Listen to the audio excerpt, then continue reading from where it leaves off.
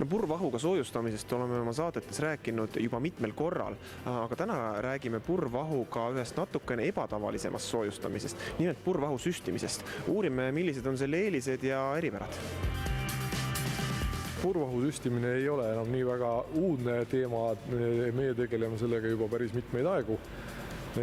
Kus me kasutame? Kasutame kahtlemata kinnistes konstruktsioonides sinna, kuhu muudel viisidel ehk siis avatud süsteemiga vahtu peale pritsida ei saa.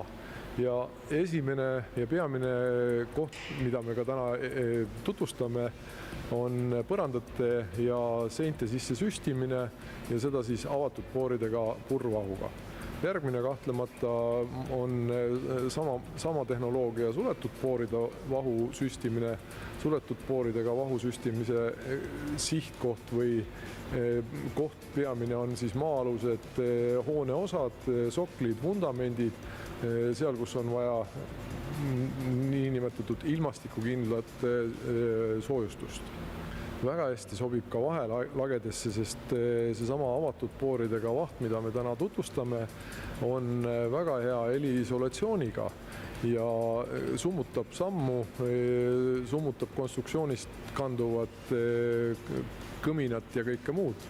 Kui nüüd inimene kaalub purvahu kasutamist ja mõtleb, et kas kiskuda seinad lahti ja kasutada pritsimist või pigem jätta seinad kinni ja süstimist, kuidas see otsustuskäik võiks käia? Hinnapõhine otsustus on küll alati pritsvahu kasuks, et mõnevõrra on süstimise tehnoloogia ja töö veidikene kallim, kuid odavamaks teeb selle lahenduse see, et sa ei pea konstruktsiooni avama.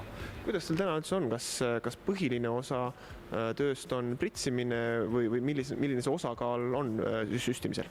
No tutvustamegi seda süstimist just selleks, et oleks kliendid veidikene julgemad tellima, sest ikkagi enamuse tööst on pritsvahu tööd, aga nädala kohta ikka 1-2 tööd tuleb ka süstimistööd. No iga ehitustööga ikkagi on see, et ta sõltub teatud määral hooaegadest. Kuidas nüüd purvahuga soojustamisel on erineval hooajal erinevad tööd?